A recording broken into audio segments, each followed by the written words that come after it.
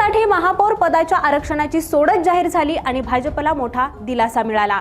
कारण आता तब्बल 44 वर्षांनी मुंबईत भाजपचा महापौर होणार आहे। 1982 ला प्रभाकर पै हे भाजपचे पहिले महापौर होते। मुंबईच्या महापौर पदाचं आरक्षण काढण्यासाठी चक्राकार पद्धतीचा अवलंब झालेला नाहीये, तर मुंबई महापौर पदासाठी खुला प्रवर्ग जाहीर करण्यात आलाय आणि उद्धव ठाकरेंचं महापौर पद मिळवण्याचं स्वप्न मात्र भंगले।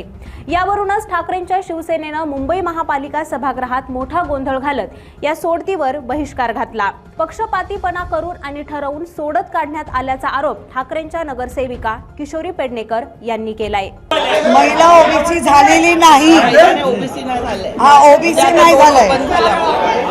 2019 2022 हे ओपन होतं। ओबीसी यायला पाहिजे होतं, ओबीसींवर अन्याय केलाच।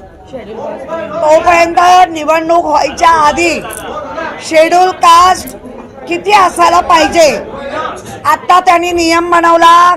शेड्यूल कास्ट शेड्यूल ट्राइब 3 असायला पाहिजे, मगच म्हणजे तुम्ही जाणून बुजून शेड्यूल ट्राइबचे आमच्याकडे 2 उमेदवार आहे, तिथे तुमचा बृहन्मुंबईमध्ये तिथे तुमचा हा नियम लागतो।